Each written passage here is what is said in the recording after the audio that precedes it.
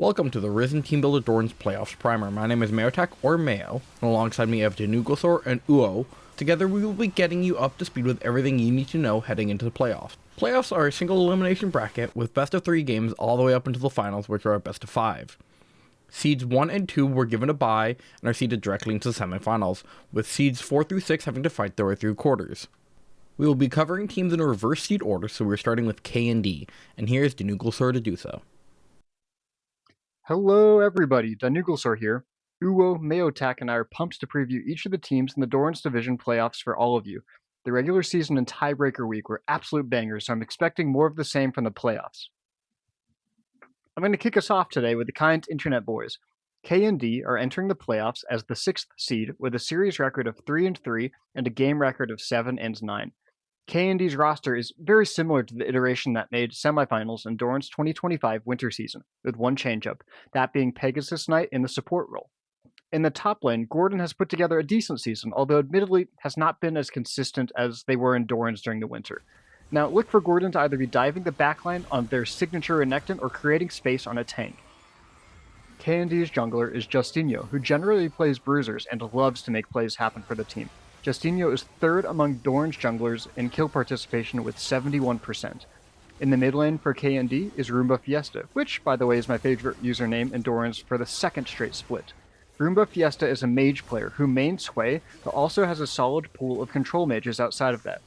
Roomba Fiesta is a feast or famine mid laner who posts amazing scorelines when winning and pretty poor scorelines when behind. I haven't watched enough of their game to know the reason behind that, but the disparity is pretty apparent when glancing at the stat lines.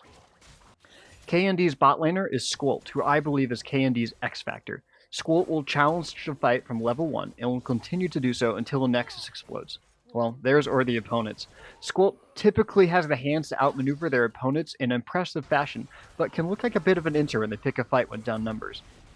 This is where K&D's support Pegasus Knights comes in.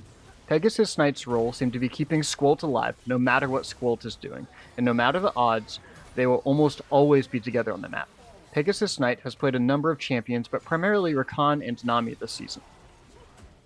Now, K&D are definite underdogs on paper at the 6th seed, and they didn't beat any other playoff team in the regular season. That being said, Squult has the ability to turn it on at any moment, and I think Gordon has had weaker showings this season than they are capable of.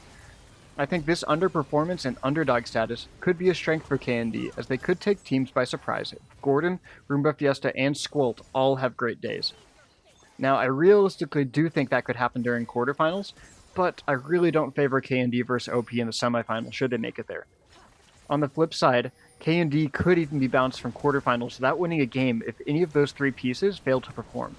As a whole, I'm excited to see what K&D brings to the playoffs. They have experience as underdogs from last year, and they bounced the favored Big Bongo Boys from the first round, and will look to deliver another first-round upset this year. May the power of friendship guide them. I thought that a 20-point team would not be competitive, and before the season started, thought nobody would be contesting collision time for last place. But clearly, I don't know ball, and here they are, sitting pretty in a playoff spot, in a tiebreaker for the 3rd playoff seed, along with 2 other teams. Opinions may vary whether they've proven themselves to be legitimate challengers for the title, but the fact is that they're in the playoffs, and when you're in the dance, you've got a chance. In the top lane, Swag Badger. They mostly play tanks, providing a front line for later team fights. However, he can also occasionally take over games on these champs. In the jungle, it's oxymoronical.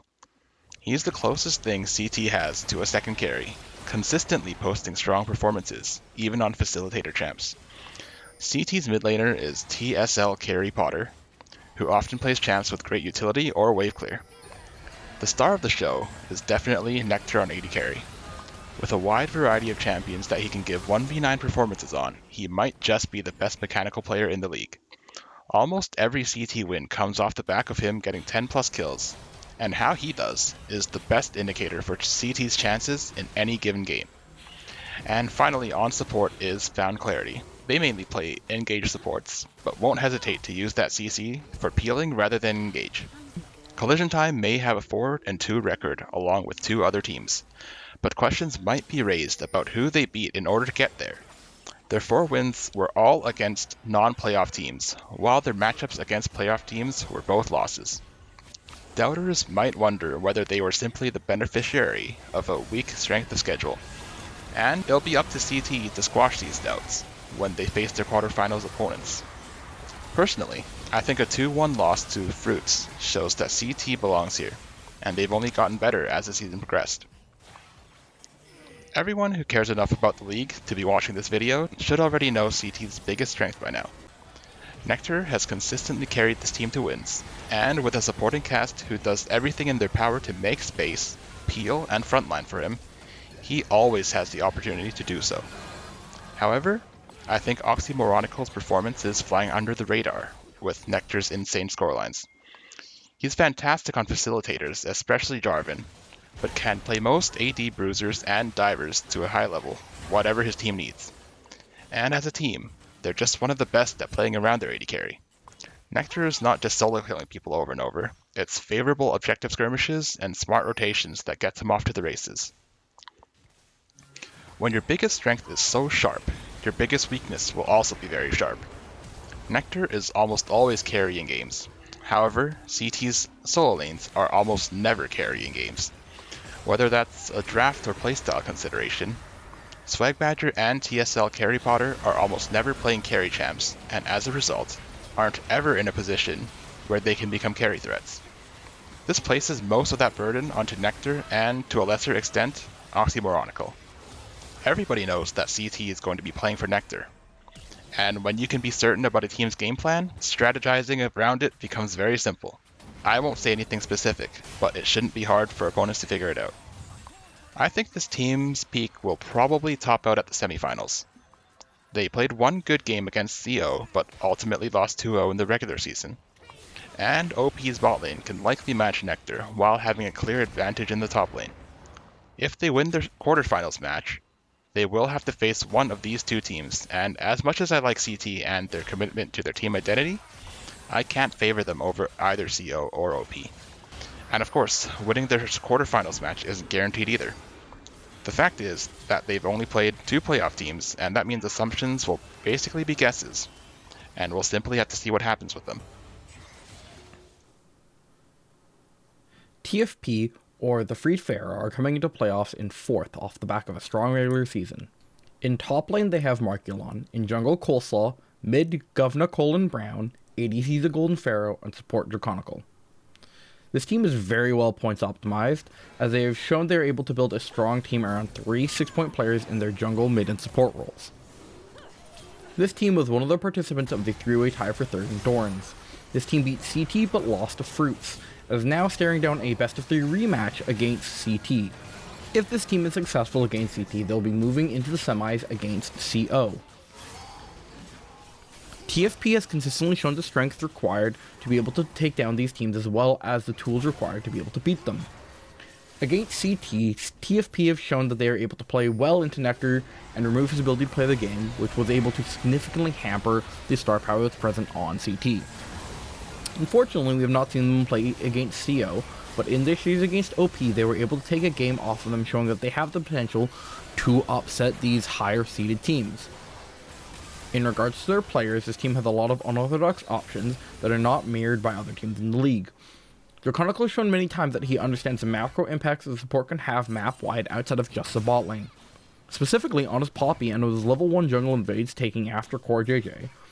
Coleslaw has also shown significant versatility throughout his champion pool, ranging from non-standard jungle picks like Nunu, Mordekaiser, and Karthus, to normal standard ones like Jarvan and Trundle.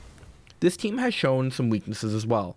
They have a tendency to die making solo plays and blow up their own tempo, resulting in their opponents being able to take advantage by just having more people grouping for the important objectives. Additionally, their mid lane can be considered inconsistent or coin flippy, with some great performances as well as some lackluster ones. And the outcomes of their games really do rely massively on which version of Governor Colin Brown shows up. This team has the tools necessary to clutch the entire playoffs, although they have also shown that they can fall very, very far, as was seen in their series against LP, where they did give us one of the most entertaining series with a Jarvan 4 top in Game 3 and an absolute barn burner, which they just barely managed to squeak out. With all that being said, though, They have the most admins, so they're obviously going to win it all. The Silversong Fruits, or Fruits, are coming in to the playoffs with a gigantic roster revamp while also looking to defend their title. In the top lane, they have Smallnut. In the jungle, they have Winter. In mid, Vasher, ADC Wetwork, and their support taking over from Tector, they have 7X. Fruits has had one of the hardest schedules this season, facing 4 of the other 5 playoff teams. However, even with this, they have come out the other end as the 3rd overall seed for playoffs. Needless to say that coming into playoffs, Fruits are looking very strong. During tiebreaker week, they have shown how strong they can be when even playing with an emergency sub, taking down both TFP and CT. Their core shows a strong level of synergy and ability to make plays off each other that gives this team massive playmaking possibility. This team also possesses a strong element of flexibility, as was shown during tiebreaker week.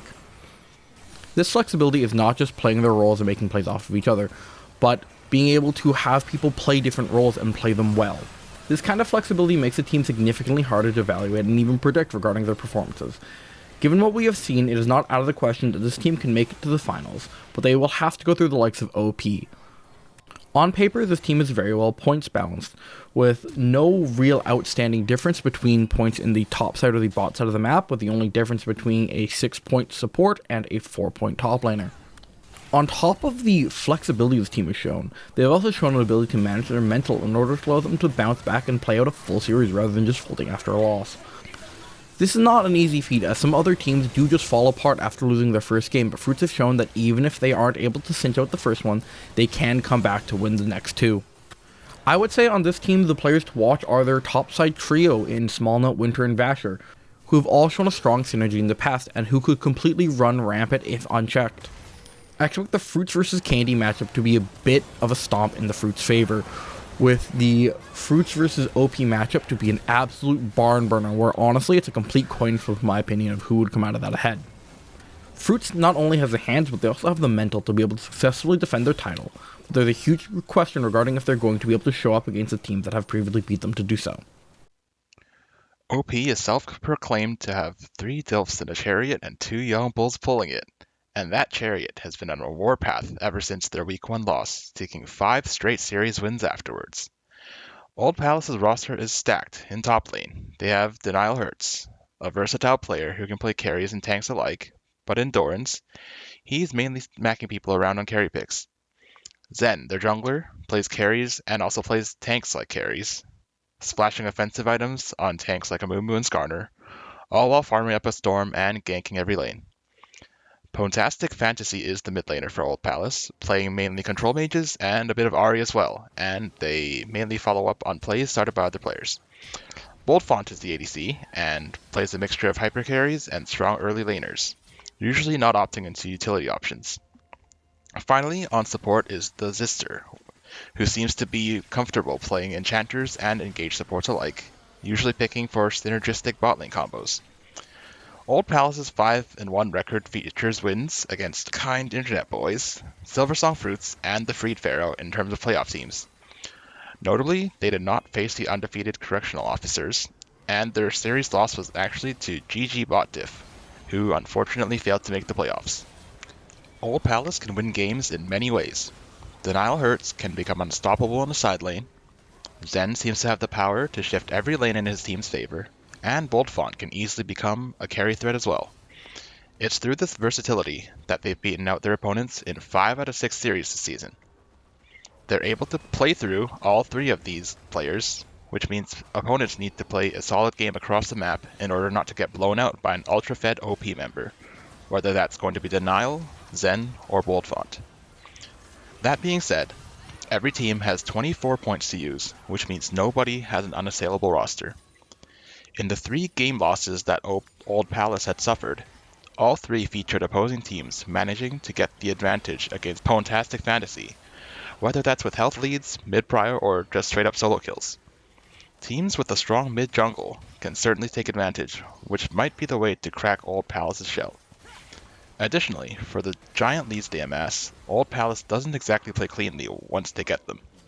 They've had occasions where they overplay with their lead, and while it hasn't bitten them yet, opponents shouldn't give up until the Nexus explodes. Sometimes, one pick is all it takes to ruin a leading team's tempo, and the comeback can begin. Of course, that's contingent on the lead being not too unsurmountable, and damage control might be hard against a team as strong as OP. With the second playoff seed, they await for their semifinal opponent along with CO, who are on the opposite side of the bracket. Expectations should be high for the squad. TFP is the only playoff team who showed any fight against them in the regular season, and so I think a finals berth should be expected. And they've got a solid shot to win the entire thing. Losing in semis would be a disappointment, and I really don't expect that to happen. Make your own predictions on whether they win in the finals, but expect them to be there and come out swinging against the other finalist. Hey everybody, Dinooglesaur back here to preview Correctional Officers as we round out the Dorans playoff team previews. CO will enter the playoffs as the first seed with an undefeated 6-0 series record and a 12-0 game record to boot. CO's roster features Nyarlathotep in the top lane. Nyarlathotep is a carry top lane monster who averages 3.4 solo kills per game and deals a whopping 36% of the team's damage across the season. In the jungle, Mayo-Tack is an excellent facilitator who has a preference for AD bruisers. Moving to the mid lane, Fat Waffle Turtle is likely to play a stable control mage. Moving to the bot lane, Space Bunny loves to play stable, safe laners including Morgana, Misfortune, and Seraphine. Finally, rounding out CO is UOOOOOOOOOOOOOH in the support role, who primarily features on engaged supports. Now, CO are entering the playoffs as the favorites to win all after their undefeated season. The Correctional Officers have the strongest team identity and commitment to that identity in the league. Space Bunny has become a master of weak side bot lane, primarily playing Misfortune and Morgana. This frees UOOOOOOOOOH to roam the map on an engaged support, creating advantages for everyone else. Now, UOOOOOOOOOH is no slouch to attending to Space Bunny either, and is timely to arrive when dive angles are there. Opposite of the most stable bot lane in the league is Nyarlathotep, who is the hardest carrying top laner of the entire league.